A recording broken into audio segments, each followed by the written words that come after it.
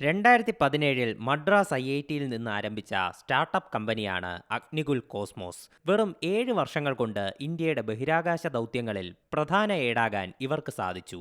Agnibaan sorted 1 എന്ന mission വഴിയാണ് semi cryogenic engine ഉപയോഗിച്ചുകൊണ്ട് പ്രവർത്തിക്കുന്ന റോക്കറ്റ് ഇവർ വിക്ഷേപിച്ചത്. ഇന്ത്യയിലെ ഒരു സ്വകാര്യ കമ്പനി റോക്കറ്റ് വിക്ഷേപണം നടത്തുന്നത് ഇത് 2ാം തവണയാണ്. ഇന്നത്തെ വിക്ഷേപണത്തിലൂടെ പ്രധാനമായും 3 നേട്ടങ്ങളാണ് ഇവർ കൈവരിച്ചത്.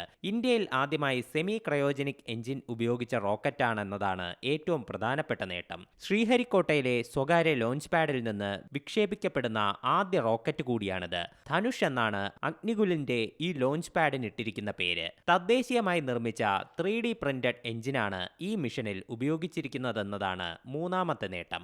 അഗ്നികുൽ സോർട്ടഡ് 1 വഴി 300 കിലോഗ്രാം ഭാരമുള്ള പേലോഡുകൾ ഭൂമിയിൽ നിന്ന് 700 കിലോമീറ്റർ ഉയരത്തിൽ വരെ എത്തിക്കാൻ സാധിക്കും.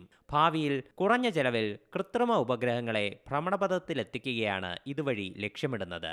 മുൻപ് 4 തവണ റദ്ദാക്കിയതിനു ശേഷമാണ് അഗ്നിബാന്റെ വിക്ഷേപണം ഇന്ന് വിജയകരമായി പൂർത്തിയാക്കിയത്.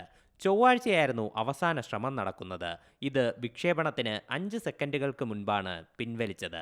ദൗത്യത്തിന്റെ വിജയത്തിന് പിന്നാലെ ISRO Xിലൂടെ അഭിനന്ദനം രേഖപ്പെടുത്തി.